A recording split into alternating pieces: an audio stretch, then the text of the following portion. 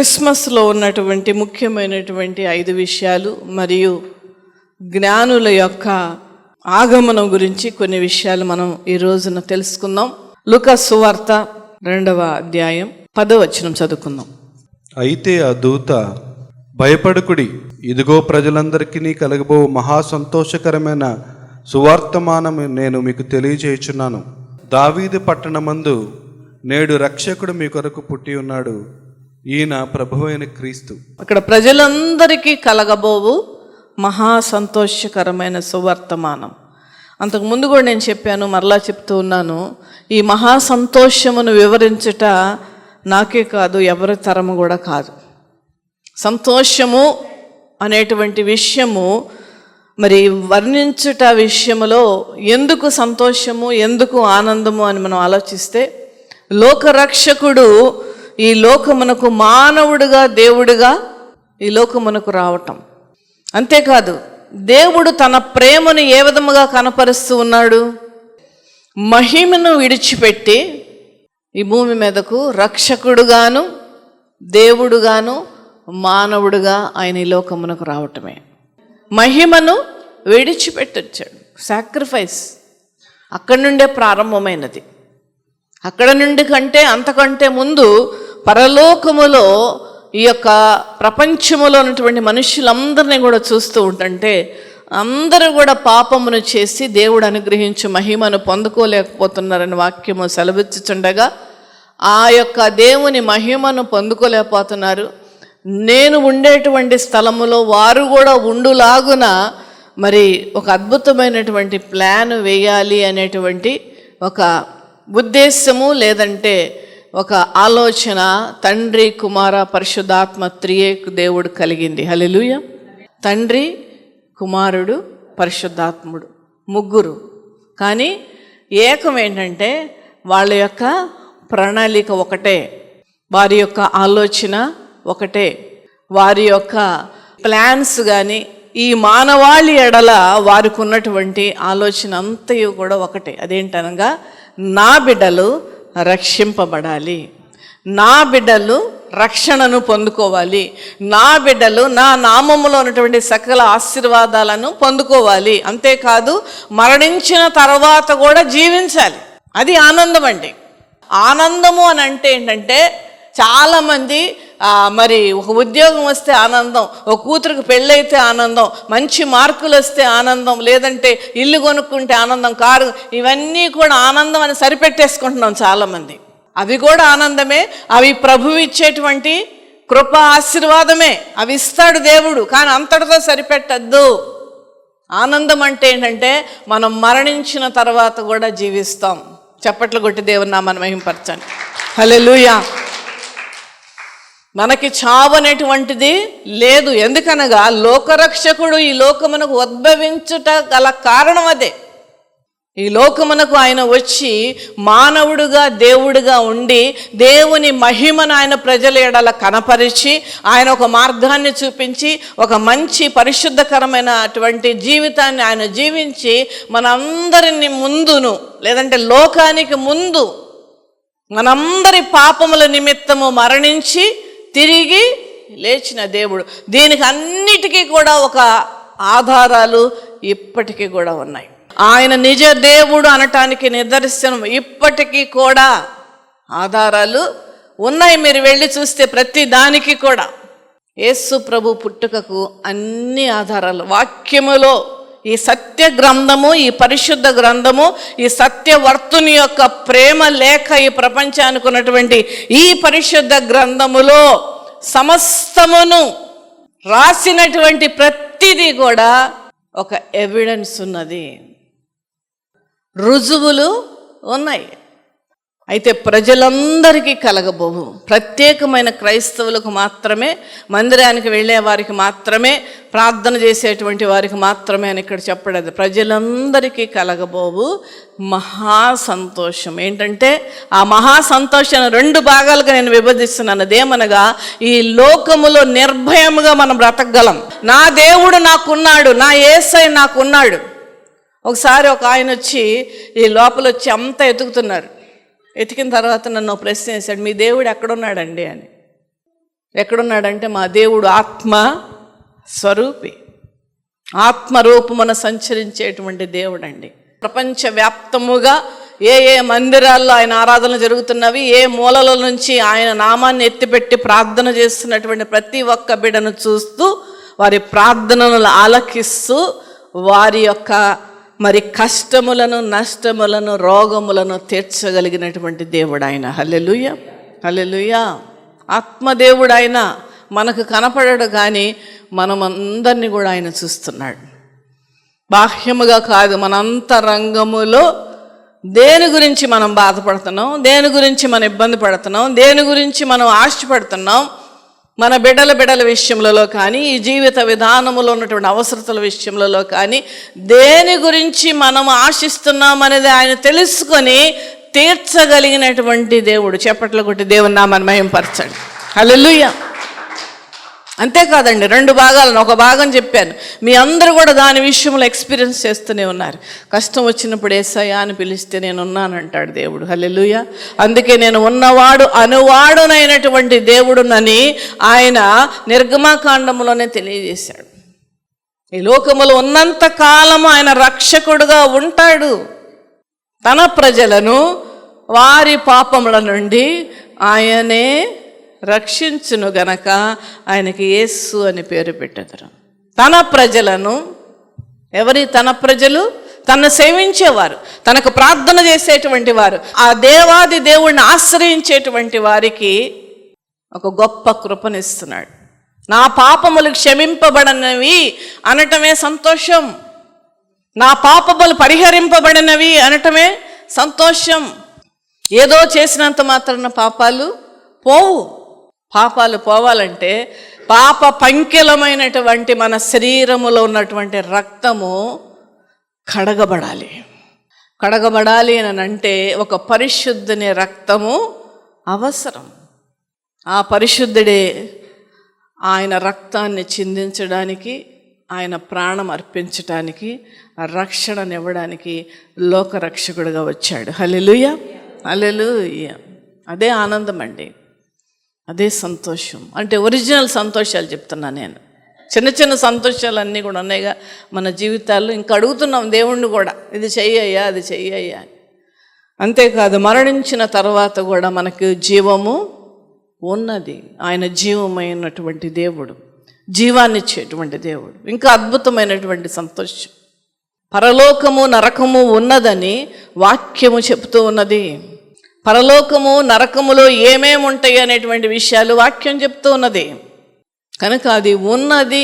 Even ప్రభువుల వారు కూడా ఈ లోకములో ఉన్నప్పుడు ఆయన నరకము గురించి ప్రస్తావించడం మనం చూస్తాం సువార్తలలో. అయితే ఈ యొక్క క్రిస్మస్లో ఉన్నటువంటి మరి కొన్ని విషయాలను నేను చెబుదామని మీకు తెలియజేస్తున్నాను. అదేమనగా క్రిస్మస్లో సంతోషం ఉన్నది, ఇందక్కడ మనం చెప్పుకున్నాం. ఆ తర్వాత క్రిస్మస్లో ఏమున్నదండి? దయ ఉన్నది. దయాప్రాప్తురాల నీకు శుభము. ఎందుకు ఆ మాట అనవలసి వచ్చినది దూత? ఇది దేవుని మాటలే కానీ దూత మాటలు కాదు, దయతో అర్థం చేసుకోండి. నువ్వేమని అడ్రస్ చేయాలి అన్నీ కూడా తండ్రి అయిన దేవుడు చెప్తాడు ఆ దూతలతో. నువ్వు ఇలా అనాలి, దయాప్రాప్తురాల నీకు శుభము. ప్రాప్తురాల అంటే అర్థం ఏంటండి? అర్హత కలిగినటువంటి వ్యక్తి, దయను ప్రాప్తించుట. చూడండి, ఆశీర్వదించబడటం వేరు, ప్రాప్తించటం వేరు. దేవుడు సకల ఆశీర్వాదమునకు కారణభూతుడైన పరలోకపు తండ్రి. ఆశీర్వాదాలు మనకు అనుగ్రహించటానికి ఆయన ఇష్టమైనటువంటి దేవుడు.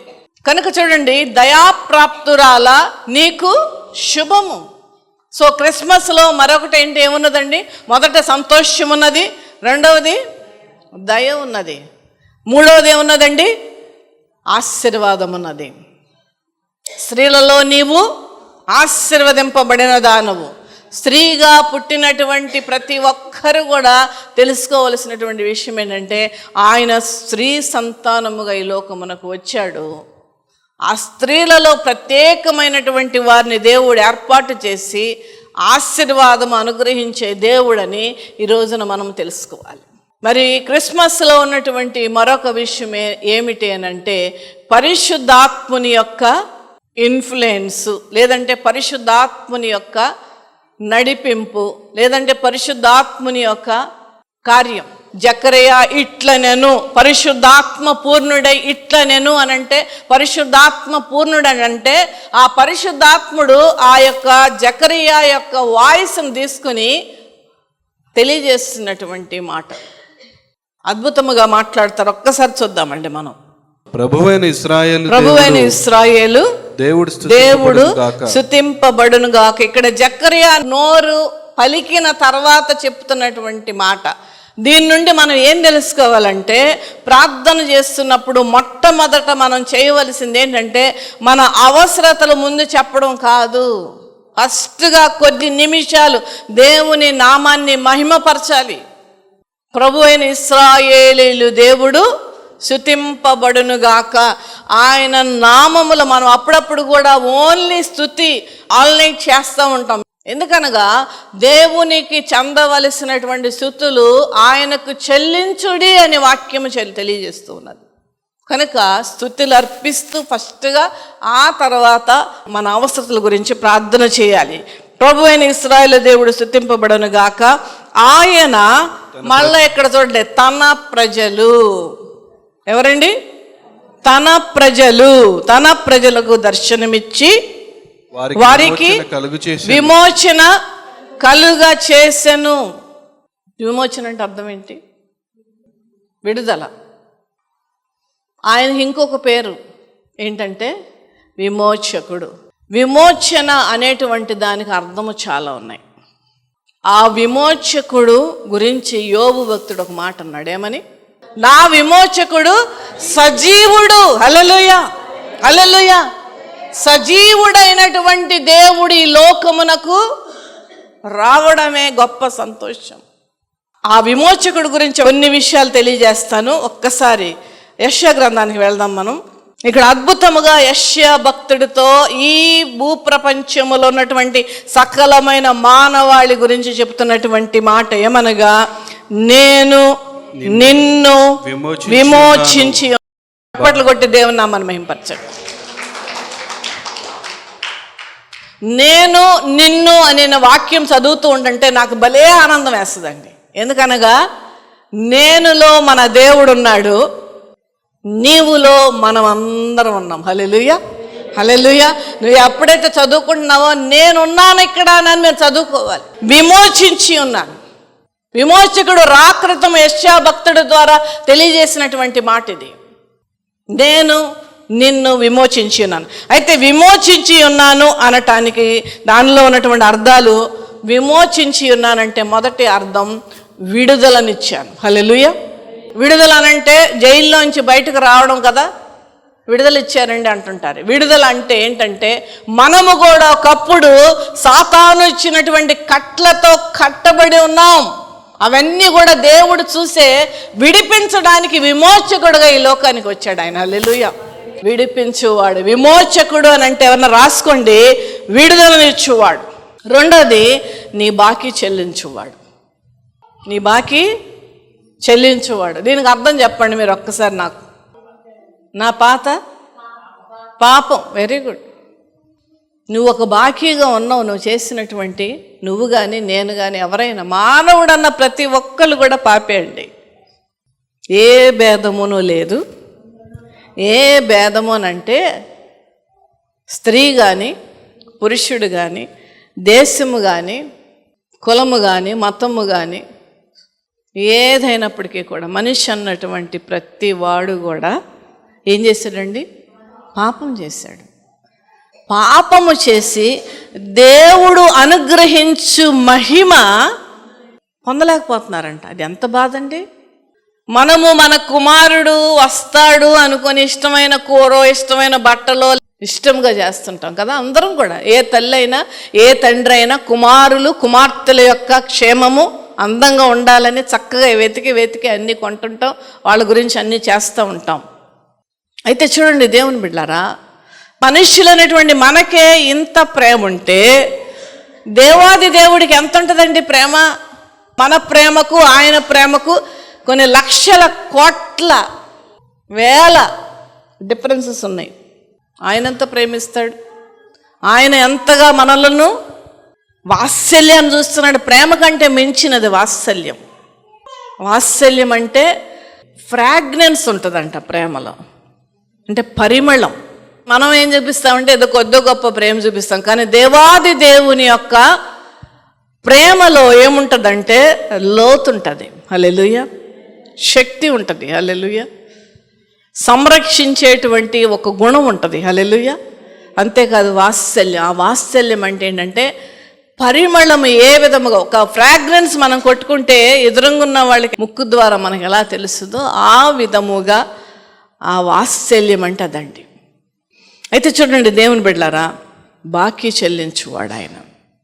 మనమందరం కూడా పాపము చేసి దేవుడు అనుగ్రహించు మహిమను పొందలేకపోతున్నారు.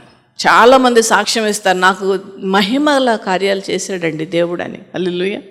చెవిలో పడుతున్నప్పుడు మాటలు ఏం చేస్తుంటామంటే విని గొల్లలు విన్నారండి. దూత వచ్చి చెప్పినటువంటి ప్రజలందరికీ మహా సంతోషకరమైన సువర్తమానము నేడు మీకు తెలియజేస్తున్నాను, దావీదు పట్టణమందు రక్షకుడు మీ కొరకు పుట్టి ఉన్నాడని చెప్తే విన్న తర్వాత పర్లేదు, ఏం వెళ్తాంలే.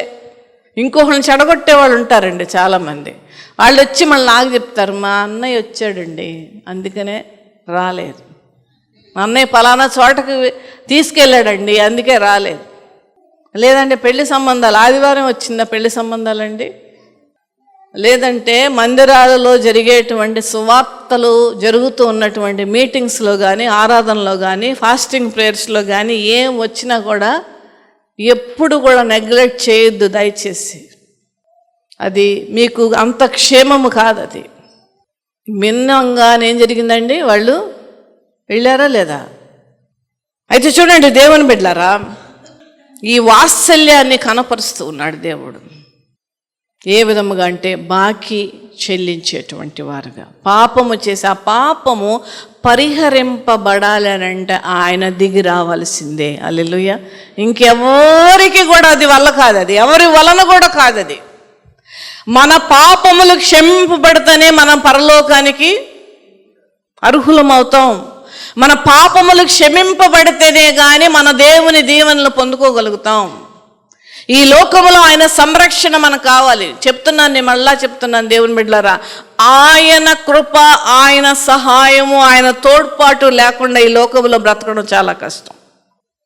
బాకీ చెల్లించేటువంటి వాడు విమోచకుడు అనంటే, నీ బాకీ చెల్లించేటువంటి వాడు అంటే పాపమును పరిహరించి, అది బాకీగా మనం ఉండిపోయాం, అది తీర్చాలి. ఈ లోకంలో కూడానండి దేవుడు బాకీ చెల్లిస్తాడు. హల్లెలూయా. విమోచకుడు అంటే మొట్టమొదట ఏం చెప్పాను, తర్వాత బాకీ చెల్లించేవాడు. మూడవదిగా రక్షకుడు. విమోచకుడు అని అంటే రక్షకుడు, అది మనందరికీ కూడా తెలుసు. తర్వాత పాప విముక్తిని కలగజేసేవాడు, ఎందుకంటే మనం చర్చించుకున్నాం. ఈ విధముగా ఎన్నో అర్థాలు ఉన్నాయి దేవుని బిడ్డలారా. విమోచకుడు, నన్ను విమోచించి ఉన్నాడు అని అంటే ఎన్నో అర్థాలు ఉన్నాయి. అయితే ఆఖరిగా ఒక విషయాన్ని మనం చర్చించుకొని ముగించుకుందాం. నక్షత్రము ఎక్కడ పుట్టిందండి? మత్తయి సువార్తకి వెళ్దాం ఒక్కసారి. దూతలందరూ కూడా మరియతో చెప్పారు. మళ్ళా దూత ఆ యొక్క స్వప్నములో యోసేపుతో మాట్లాడింది, గొల్లలతో మాట్లాడింది, కానీ జ్ఞానులతో ఎవరు మాట్లాడలేదు. కానీ ఈ చుక్కను చూసి వీళ్ళల్లో రియాక్షన్ వచ్చింది.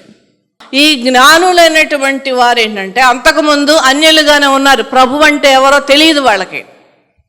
కానీ ఒకటి తెలిసి ఏంటంటే వాళ్ళ ఖగోళ శాస్త్రము, తర్వాత ఆ యొక్క నక్షత్రాలు, తర్వాత భూమియు, ఈ ఆకాశము, లేదా సూర్యచంద్ర నక్షత్రాలు, వీటన్నిటిని గురించి చదివేటువంటి వారు. వీరు జ్ఞానులు, వీరి పేరే జ్ఞానులు. వీళ్ళు పుస్తకాలు బాగా చదివి రీసెర్చ్ చేసేటువంటి వాళ్ళు. ఒక మహారాజు పుట్టుతున్నప్పుడు ఒక ప్రత్యేకమైనటువంటి ఒక నక్షత్రం పుడుతుంది అని తెలుసుకున్నారు వాళ్ళు. తెలుసుకున్న తర్వాత వాళ్ళు మాట్లాడుకున్నారు, అవును ఇలా ఉంది కదా అంటే, అవును ఇలా ఉన్నది, అవును లోకరక్షకుడు పుట్టబో, అయితే మనం చాలా జాగ్రత్తగా ఆకాశం వైపు చూస్తూ ఉండాలి, ఎందుకనగా మనం మిస్ అయ్యే ఛాన్స్ ఉంది. మళ్ళా చెప్తున్నాను, వీళ్ళకి దేవుడు అంటే తెలియదు. వీళ్ళకి ఏమాత్రం స్క్రిప్చర్స్ తెలియదు, వాక్యం తెలియదు, దేవుడు తెలియదు, లోకరక్షణ ఏమీ తెలియదు. ఎందుకంటే వాళ్ళకి ఇష్టం కదండి ఆ నక్షత్రాల గురించి, ఆ చంద్రుడి గురించి, ఆ సూర్యుడి గురించి, ఆ ప్లానెట్స్ గురించి వాళ్ళు చదవడం వాళ్ళకి ఇష్టం. కనుక వాళ్ళు చదువుతూ ఉన్నప్పుడు ఇది కనుగొన్న తర్వాత ఒకరికొకరు మాట్లాడుకొని ఎదురు చూస్తూ ఉన్నప్పుడు నిజంగానే వాళ్ళకి కనపడింది ఆ నక్షత్రం. హల్లెలూయా. వీళ్ళు బయలుదేరి చాలామంది అండి, 3 జ్ఞానులు అంటారు కానీ, 3 బంగారము బోళము సాంబ్రాన్ని అర్పించారని 3 అంటారు కానీ చాలామంది బయలుదేరారు. కానీ చాలామంది వెనక్కి తిరిగి వెళ్ళిపోయారంట, జబ్బులు చేసి. మధ్యలో వాళ్ళకి ఏమి ఉండవు కదండి. తర్వాత మరి ఓపిక లేక, ఎందుకంటే దాదాపు 2.5 సంవత్సరాలు వాళ్ళ ప్రయాణం జరిగింది. చూడండి దేవుని బిడ్డలారా, మనము దేవుణ్ణి ఆరాధించే విధానాన్ని దేవుడు చూస్తున్నాడు అనేటువంటి విషయం మీరు మర్చిపోవద్దు. దేవుడు మనం ఆరాధించే విధానమును దేవుడు కనిపెడుతున్నాడు అనేటువంటి విషయం మర్చిపోవద్దు. దేవుణ్ణి ప్రేమించే విధానము మీ హృదయములో ఎంత ఉన్నదని దేవుడు కొలతలు వేస్తున్నాడు అన్న విషయం మీరు మర్చిపోవద్దు. చూస్తున్నటువంటి దేవుడు ఖచ్చితంగా రివార్డ్ ఇస్తాడు. అయితే చూడండి దేవుని బిడ్డలారా, వీళ్ళు బయలుదేరారు. వీళ్ళ ప్రయాణము దాదాపు 2.5 సంవత్సరాలు ప్రయాణం అయ్యారండి. 2.5 సంవత్సరాలు. ఎంత ప్రేమ అండి వీళ్ళకి. కానీ వీళ్ళలో ఉన్నటువంటి ఆ మార్పు నేను అనుకోవడం డే బై డే వచ్చి ఉంటుంది. ప్రతిరోజు కూడా లోకరక్షుడి విషయం వీరు తెలుసుకుని ఎప్పుడైతే సందర్శించారో, ఎప్పుడైతే ఆ శిశువు పుట్టినటువంటి ప్రదేశమునకు వెళ్ళిన తర్వాత వీళ్ళ యొక్క రక్షణ కన్ఫర్మ్ అయింది. హల్లెలూయా. ఎందుకనగా 2.5 సంవత్సరాల ప్రయాణములో వీరికి ప్రభు ఎన్నో మాటలు తెలియజేస్తుండి ఉంటారు. అసలు ఎందుకు పుట్టి ఉంటుంది, ఎందువలన వచ్చి ఉంటుంది అని చెప్పేసి వాళ్ళు ఇంకా దాన్ని స్టడీ చేసుకుని వారు ఆ యొక్క పుస్తకాలలో ఉన్నటువంటి సత్యాలను వీరు తెలుసుకున్నారు. కనుకనే శిశువుగా ఉన్నటువంటి ఆ యొక్క బాలుడిని, ఎంత అద్భుతం అండి, ఏమైంది, అత్యానంద భరితులై. యేసేపు కానీ మరియా కానీ గొల్లలు కానీ రియాక్షను చాలా ఉంది. కానీ ఈ జ్ఞానుల యొక్క రియాక్షన్ చాలా అద్భుతంగా ఉంటుంది. చూద్దాం ఒక్కసారి మత్తయి సువార్త 2వ అధ్యాయం 10వ వచనం. వారు ఆ నక్షత్రమును చూచి అత్యానంద భరితులై ఇంటిలోనికి వచ్చి తల్లి అయిన మరియను ఆ శిశువును చూచి సాగిలపడి ఆయనను పూజించిరి. తమ పెట్టెలు విప్పి బంగారమును సామ్రాణిని ఓడమును కానుకలుగా ఆయనకు సమర్పించిరి. జ్ఞానులలో ఉన్న గొప్ప విషయం ఏంటంటే దేవుడికి వీరు సమర్పించారు బహుమతులు. మనం ఏంటంటే నాకు అది ఇయ్యా, నాకు ఇది ఇవ్వు, ఇలా చెయ్యి, అలా చెయ్యి అడగడం తప్పు అంటలేదు. మనం ఇచ్చేటువంటి వారముగా ఈ నూతనమైన సంవత్సరంలో అడుగు పెడదాం. శిశువును చూచి ఎవరికి సాగిలపడ్డారండి? పక్కన ఉన్న మరియకి సాగిలపడ్డారా? చాలామంది ఏమంటారండి, మరియకే అండి. అక్కడ శిశువుకి దాదాపు 2.5 సంవత్సరాల వయసు. అంత చిన్న పిల్లవాడికి జ్ఞానులు, సైంటిస్టులు, చదువుకున్న వాళ్ళు, పైగా వీళ్ళు గొప్ప వంశము నుండి వచ్చినటువంటి వారని చరిత్ర చెప్తూ ఉన్నది. అన్ని విధాలు కూడా చాలా హై లెవెల్లో ఉన్నటువంటి వీరు 2.5 సంవత్సరాల పిల్లవాడికి ఏం చేశారండి? సాగిలపడి నమస్కారం చేయడం అంటే అర్థం ఏంటి? కొన్ని ట్రాన్స్లేషన్స్లో ఇంగ్లీష్లో they bow down their heads అని ఉంటుంది. అంటే వారి తలను నేలకు ఆనిచ్చడం. అసలు ఎవరన్నా చేస్తున్నామండి? అసలు అది ఈ 2.5 సంవత్సరాల పిల్లవాడిని సాగిలపడి ముందుగా వీళ్ళ రియాక్షన్ అత్యానంద భరితులయ్యారు. ఎందుకు వచ్చింది ఆనందం?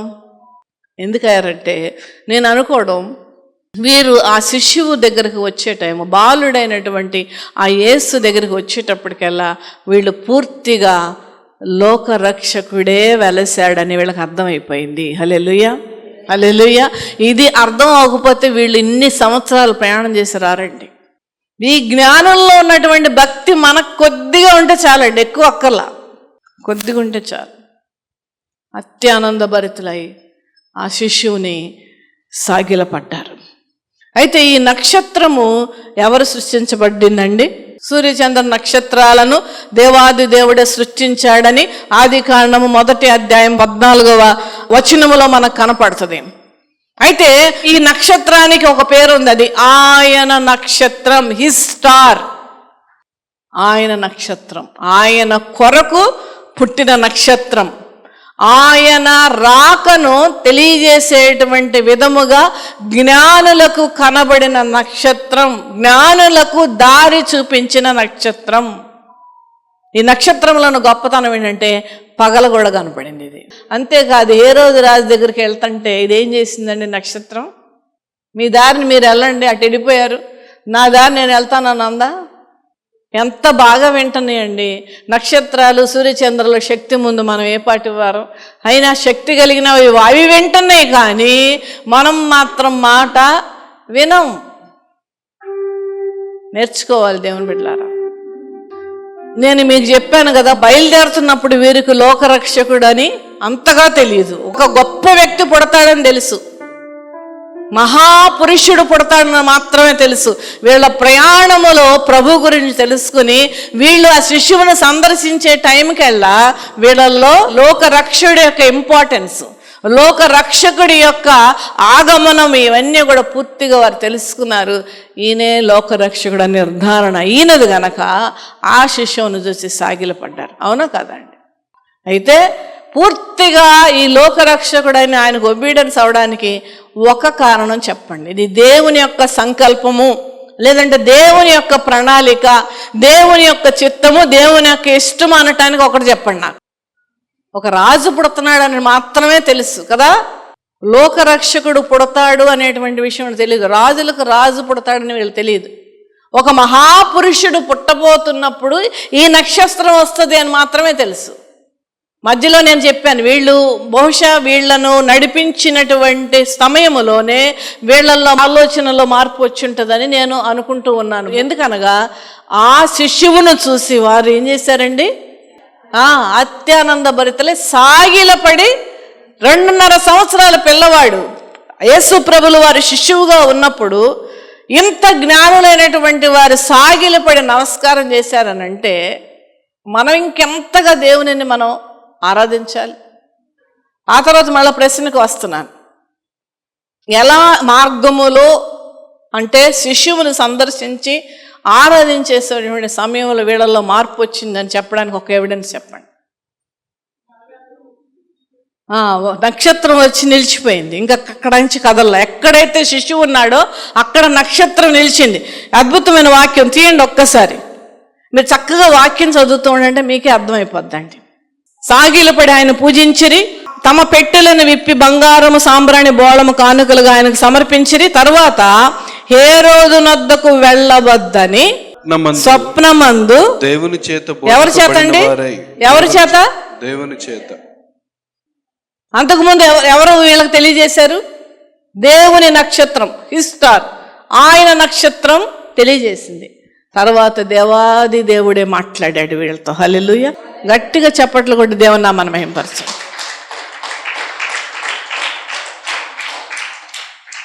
ఈ 2.5 సంవత్సరాలలో ఎంత చదివి ఉంటారండి. కనుక చూడండి, వాక్యములో ఉన్నటువంటి విషయాలు శ్రద్ధగా చదివితే మనకు అర్థమవుతాయి. దేవుడే మాట్లాడాడు వీళ్ళతో. ఇంకొక ఎవిడెన్స్ ఏంటి? దేవుడు మాట్లాడుతున్నాడు, దేవుని మాట వినాలి, దేవుని ఆజ్ఞ వినాలి. నేను దేవుడు చెప్పినటువంటి మాటను తూచా తప్పకుండా నేను వినాలంటానికి ఇంకొకటి ఏంటి ఎవిడెన్స్? దేవుని చేత బోధింపబడినటువంటి వారై మరి ఒక మార్గమును తమ దేశమునకు తిరిగి వెళ్ళిరి. మరి ఒక మార్గము అటు వెళ్ళొద్దు అనంటే వెళ్ళకూడదు అంతే. మనం ఇలా వెళ్ళండి అనంటే ఇలా వెళ్ళాలి. అక్షరాల విన్నారా లేదా? అది కన్ఫర్మేషన్. మొదటిది నక్షత్రం, అక్కడ ఆగిపోవడం. రెండవది దేవుడు మాట్లాడాడు అనేటువంటిది నిదర్శనము. మూడవది దేవుడు మాట్లాడిన విధానముగానే వాళ్ళు చేయడం. చూడండి, దేవునిని దర్శించిన తర్వాత వీరి జీవితాలు మార్పు వచ్చేసినాయి. దేవుడు దర్శించిన తర్వాత వీరి జీవితాలలో గొప్ప కృపలను వీరు పొందుకున్నారు అనటంలో ఆశ్చర్యము లేదు దేవుని బిడ్డలారా. సృష్టికర్త. యేసయ్యకు మరొక పేరున్నది, అదేమనగా సృష్టికి కర్త.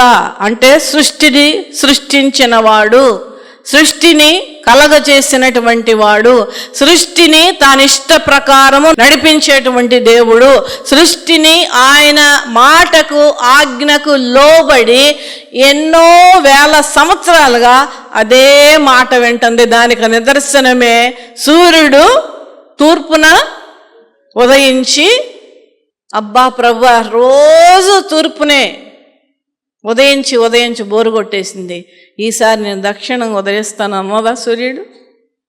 ఎంత అద్భుతముగా దేవుని మాటను ఈ సృష్టి వింటుందో చూడండి. అయితే నక్షత్రం కనపడింది, నక్షత్రం నడిపించింది, నక్షత్రం గమ్యస్థానానికి చేర్చింది. ఇక్కడ ఈ యొక్క విషయంలో ఎక్కడన్నా జ్ఞానులు తేడా చేశారండి? చేశారా? అందుకే వీళ్ళు జ్ఞానులని పిలువబడ్డారు. కనుక దేవునిని ఆరాధించే విషయము కానీ, దేవునిని సేవించే విషయము కానీ, దేవునిని ప్రేమించే విధానము కానీ ఏదైనా సరే పర్ఫెక్ట్గా ఉండాలండి. చాలామంది అవసరాలు వెతుక్కుంటూ ఉంటారు, ఏం చెప్దామా ఆటంకం అని. నేను గమనించకపోవచ్చు, లేదంటే ఇంట్లో సంఘములో ఉన్నటువంటి వారు గమనించకపోవచ్చు, కానీ దేవాది దేవుడు గమనిస్తున్నాడు కదా. ఆ విషయం మనం గుర్తు చేసుకుందాం. సృష్టికర్త అయినటువంటి దేవుడు అనే నిదర్శనమే సృష్టిలో భాగమైన ఆ నక్షత్రం దారి చూపించటం. అంతేకాదు, విడవకుండా వాళ్ళు గమ్యస్థానం చేరేంత వరకు కూడా విడవకుండా వారిని నడిపించింది. దాని ప్రకారమే వీరు నడిచారు. ముందుగా తెలుసుకోలేదు, తర్వాత వీరు తెలుసుకున్నారు. తెలుసుకోవడమే కాదు, దేవుని మాటకు లోబడి వాళ్ళు ప్రయాణం చేశారు. ఈ క్రిస్మస్ దినమున మనము కూడా దేవుని మాటను విని, లోకరక్షకుడు నా కొరకు పుట్టి ఉన్నాడు, లేదంటే లోకరక్షకుడు నాకు రక్షణనివ్వడానికి పుట్టి ఉన్నాడు అనేటువంటి గొప్ప సంతోషము మనం కలిగి ఉన్నాం. ప్రజలందరికీ కలగబోవు మహా సంతోషకరమైన ఆ సువార్తను ప్రకటిద్దాం, ఆ సువార్తను అర్థం చేసుకుందాం. లోకరక్షకుడుగా ఈ లోకానికి వచ్చినటువంటి దేవాది దేవుని యొక్క జన్మదినమును గుర్తు చేసుకుంటూ మనమందరం కూడా సంతోషంగా ఉంటున్నాం. మరి ఆ సంతోషము దేవుడు మనందరికి ఇచ్చినందుకు లోకరక్షకుడైనటువంటి యేసయ్యకే వందనాలు.